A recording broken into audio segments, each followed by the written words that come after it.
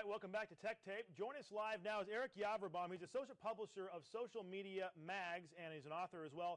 And we're talking about privacy in social media. You know, with everything going on with the NSA and all the other issues that we've been hearing about the last 3 or 4 weeks, a lot of people have been asking these questions. If you go onto your Twitter feed or your Facebook feed or LinkedIn and different accounts you may have, you'll obviously notice, and I'm sure you've seen it if you're active on one of those different types of social media platforms, you'll see the people talking about whether or not their text can be read and the conversations are being monitored. Also, even yesterday, I heard from someone asking me about iMessage on your Apple iPhone and whether or not that can be monitored. So a lot of questions out there. Eric joins us now live to talk all about it. And Eric, thanks for joining us. Thanks for having me. We'll start off with Facebook and the implications. Oh, no, anytime. Well, we're talking about, of course, Facebook and the implications of all this. Kind of give us a rundown. You know, how much privacy? I mean, we talked about this before. We knew that Facebook was, keeping a lot of our information, passing it along. What are we talking about now when you bring in the whole NSA situation? Well, the whole issue of invasion of privacy, and like Facebook in particular, Facebook spends an enormous amount of lobbying money in Washington, D.C. because they want to make sure that as we, the country, sort of debate the issue of invasion of privacy, they can have a big sort of stake in it and vote in what's private and what's not. Here's the reality. No matter what Facebook says, no matter what Twitter says, no matter what anybody tells you, if you type it into your keyboard, it's there forever.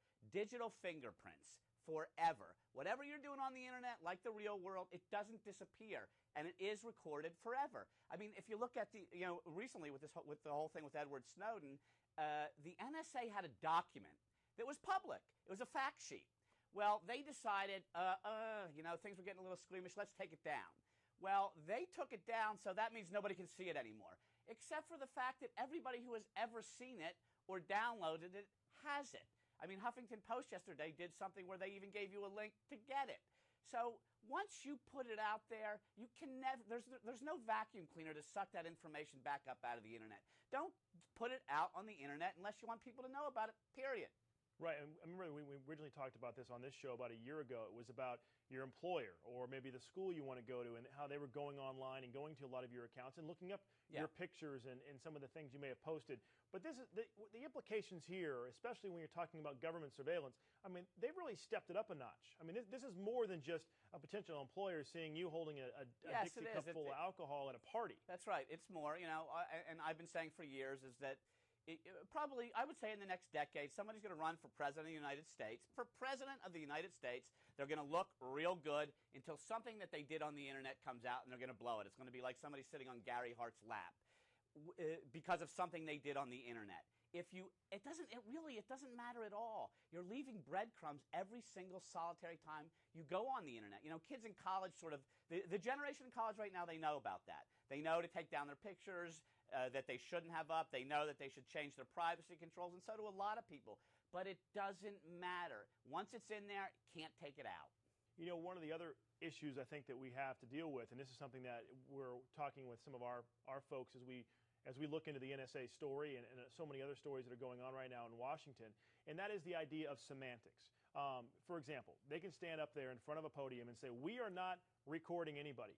Well, in a sense, they're not lying because the word record is really kind of an old word. It's antiquated. I mean, you don't record anybody anymore, right? I mean, it's not like you're sitting down and putting it on a cassette or putting it onto a DVD. I mean, this stuff is through links and metadata. So the word record is really useless, correct? Well, correct. I mean, it's a good, it's a good way to give a sentence in a press conference or as an answer. Certainly, because you're not lying, you're not recording. You're doing something else. But the issue really comes down to this. As far as the NSA goes, and this whole issue with Edward Snowden is, there's one argument that the country is safer, much safer because we're able, and there's also the argument that is fact that we have prevented terrorist attacks because of information that we've gotten through monitoring. So the question is, for everybody, do you want to give up some of your privacy in exchange to be safer?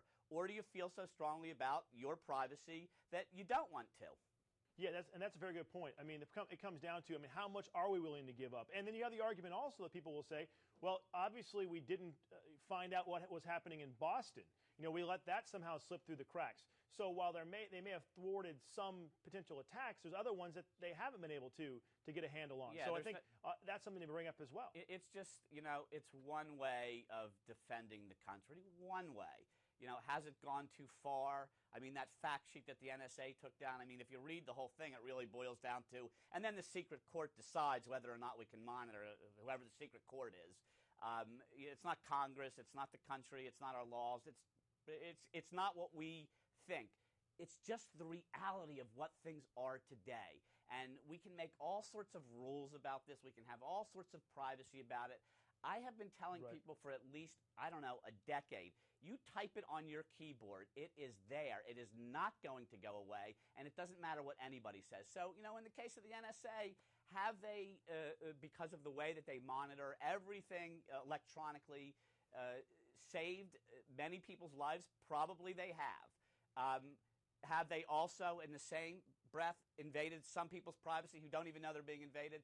Probably also. I mean, personally, I don't think I'm so interesting. I don't think there's anything I've ever put on my keyboard that I could care less about. But I'm also very sensitive about invasion of privacy. Completely, and I think that's something people have to take into account. I mean, how much do we want to give up? I think that's the best question you asked. You talk about leaving breadcrumbs. I mean, that's another great analogy. And I guess my last quick question, we have a short time here, that is, what can someone do if they do want to share some of their information, but they don't want people to snoop? There's really no way. I mean, there are a couple of text apps out there and phone call apps out there that insist that they go through servers outside the U.S. and it's almost impossible to monitor. But I'm told that pretty much, I'm telling while it is safer, they can still monitor. 100% of electronic communications can be monitored. 100%. A lot of companies will tell you not. 100%. If you don't want to leave breadcrumbs, if there's things that you think you're doing privately, you're not if you're doing it electronically. You're just not. All right, Eric Yaverbaum joining us, publisher of Social Media Mags, and he's an author. We had you on before. Really appreciate your insight. I think really the headlines here for people at home that are watching, it comes down to, if you don't want people to know what you're doing, don't put it online. And I think the breadcrumbs analogy is fantastic. And as you said, no matter what you have, whether it be a cell phone, a computer, whatever, they can monitor anything. In fact, I had someone tell me who's in the know that you can take your cell phone battery out of your cell phone and they can still listen and still use the camera on it because there's micro batteries inside. Yeah, that's right. I mean, even then. That's right. Those cell phones are walking. I mean, your iPhone is pretty much saying where you've been throughout the day, every single day. The camera can be used on your iPhone. I mean, and all of technology going forward. And I got 3 of them, or 4 of So them. we know where you are. We know where you live. Yeah, I'm not sure if that's really that interesting either. Last night I was at the Giants. Well, 2 boring guys talking about this. Unfortunately. All right, Eric, thanks again for joining us. We'll have you back for sure.